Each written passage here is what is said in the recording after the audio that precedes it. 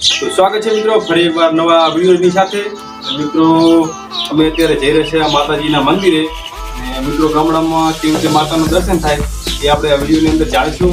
અને મિત્રો એ પહેલાં આપણે જો અત્યારે બધે નાઈ ધોઈને ચકાચક તૈયાર થઈ ગયા છે। આ છે અમારે છોકરો, એનું નામ છે મિકુલ, અને અમારે આ છે નાની દીકરી, એનું નામ છે ભવ્યા, અને આ છે અમારા ધર્મપત્ની, શું નામ તમારું? ગીતા। અને આ છે અમારા મમ્મી, અને અમે ગામડામાં અમારી ભાષામાં અમે બાઈ કેમ બોલાવીએ અને સિટીની ભાષામાં મમ્મી કહેવાય।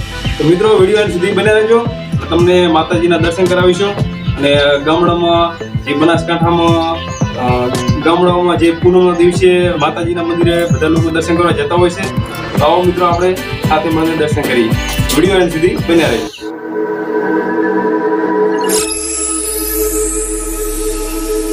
પપ્પા અને એ ગામડામાં કાકા કહીને બોલાવીએ। અને આ છે મિત્રો આપણું બાઇક। હવે બાઇક લઈને આપણે રાખશું ગામમાં।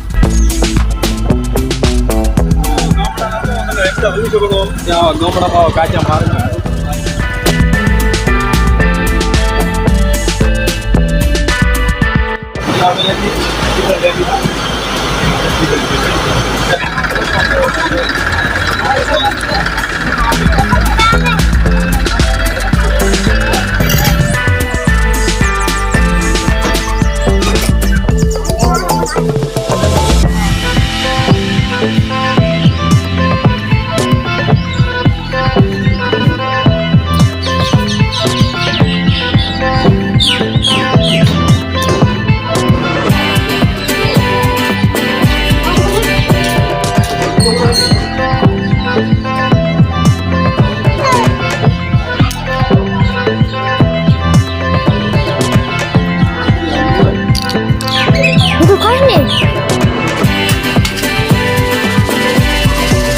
અને આ છે મિત્રો અમારે જોગણી માતાનું મંદિર, અને અમારા ગામમાં આવેલું છે મિત્રો। હું કરું છું અગરબત્તી, અને ત્યાં સુધી તમે મિત્રો જોગણી માતાના દર્શન કરી શકો છો। અને કોમેન્ટમાં જય જોગમાય લખવાનું મિત્રો ના ભૂલતા, તમારી જોગમાય મનોકામના બધી પૂરી કરશે। જય જોગમાય, લાજ રાખશે મારી વાત। આ છે માતાનું મંદિર, અમારા ગામમાં આવેલું છે।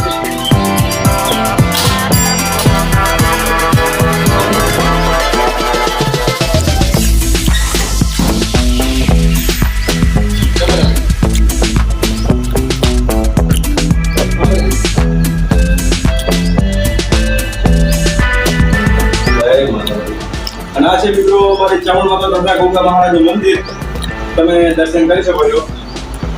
અને કોમેન્ટમાં જય ચાવણમાં અને જય ગંગા મહારાજ લખવાનું ના ભૂલતા। ઓ ભવ્યા જય કરો, જય કરો, જય જય કરો, માતાજી જય કરો।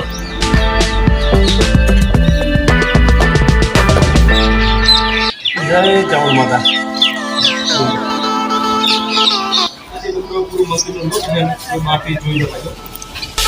અને મિત્રો આ છે અમારા ગામની ગલીઓ, તમે જોઈ શકો છો ગામડામાં ગલીઓ જેવી હોય।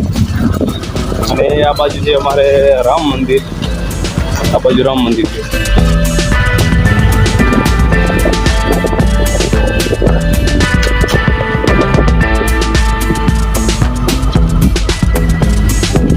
આ છે પૂરું ગામનું લોકેશન, અને આ છે ડેરી, ડેરી કરો માટે આ છે ગામની ડેરીમાં। હવે આ બાજુ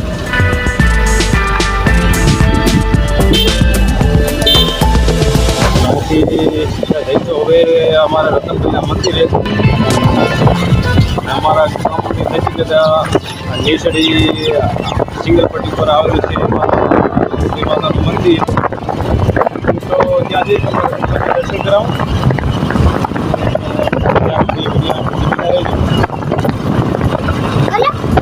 આ છે અમારા ગામની ગૌશાળા, આ બાજુ મોબાઈલ, હા આ છે અમારા ગામની ગૌશાળા। ફાઇનલી આપણે મિત્રો પહોંચવા છે રતનભાઈના મંદિરે। તમે જોઈ શકો છો કે મંદિર નજીક આવી ગયું છે।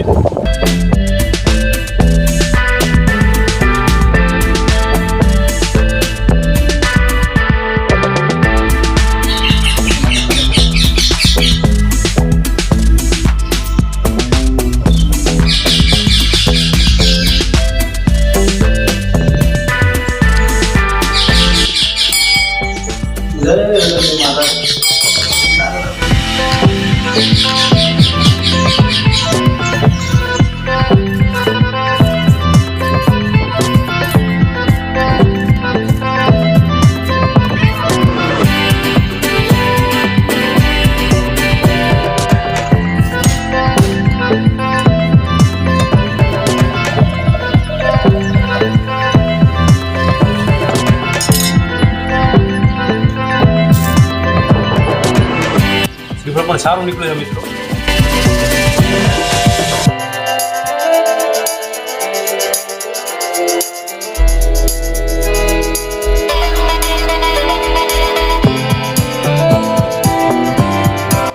તો ચાલો મિત્રો, હવે હું તમને રતનભાઈ માતાના દર્શન કરાવી દઉં. કેમેરામેન ચાલો.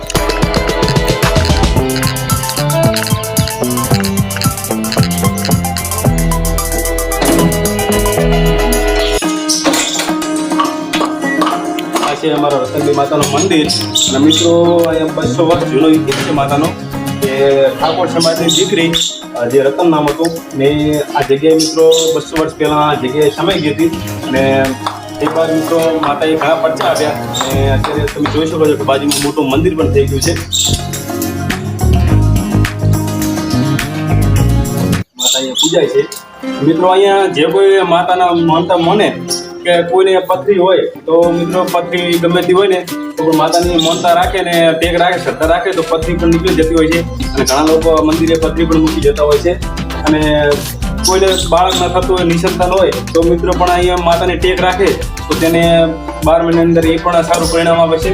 અને મિત્રો તમે જોઈ શકો છો કે ઘણા બધા ઘોડિયા લટકેલા છે, પારણા બંધાવે છે માતા. આ બધો કેમેરામેન અહીંયા પારણા લટકેલા છે.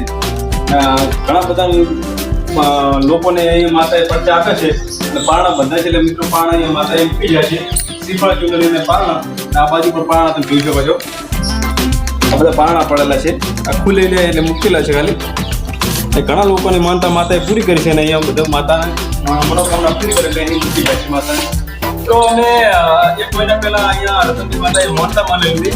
છોકરાને મિત્રો જે હાથ છે એકના નસે બારી આવી અને હાડકું વધતું હતું.